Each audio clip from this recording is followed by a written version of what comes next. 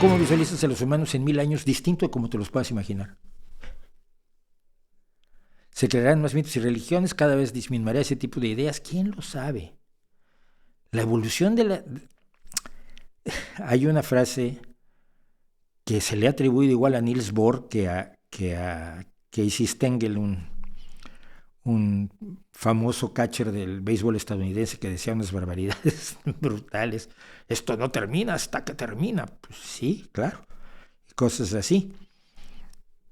Pero la frase es, predecir es muy difícil, sobre todo si se trata del futuro.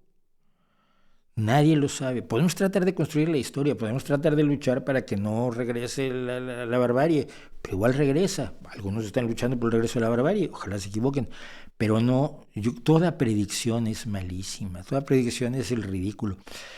Y sobre todo toda predicción es inútil.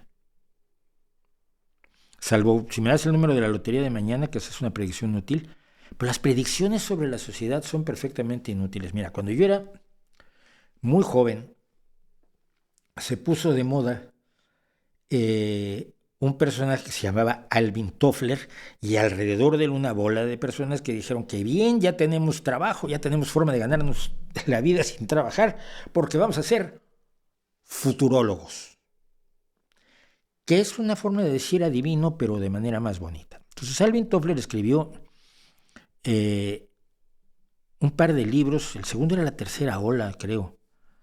Escribió un par de libros, se hizo súper famoso, ganó millones prediciendo el futuro. La mayoría de sus predicciones no se hicieron realidad. Las que se hicieron realidad eran las que eran obvias. Entramos en una tercera época de tecnología, sí, pero cuando lo dijo ya estaba claro que la economía del mundo se estaba moviendo hacia los servicios más que a la producción, que hoy en día producen más riqueza los servicios que la producción agrícola e industrial. Ya se veía. Cuando predices lo obvio, habrá grandes avances en medicina durante este año. Apúntenlo, ¿eh? Ustedes ponen nada más esto que yo digo. El corte empieza aquí. Habrá grandes avances en medicina en el 2023. Y cortan aquí. Y a fin de año lo ponen y dicen, mira, Mauricio predijo el futuro porque hubo grandes avances en medicina. Bueno, es que es obvio.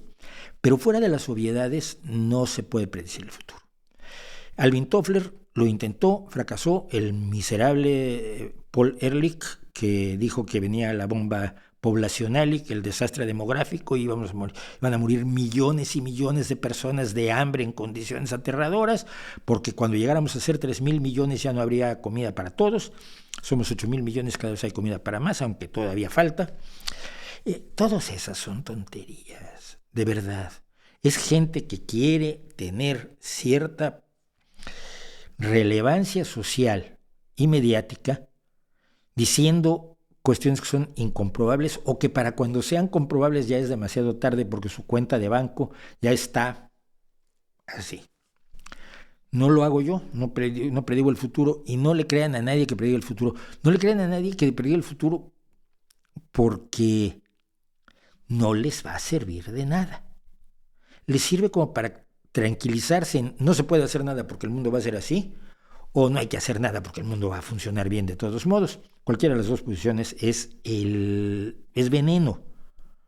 El no hay que hacer nada porque ya estamos condenados, o el no hay que hacer nada porque ya estamos salvados, son dos formas de no actuar cuando un barco anda en alta mar. ¿Ok?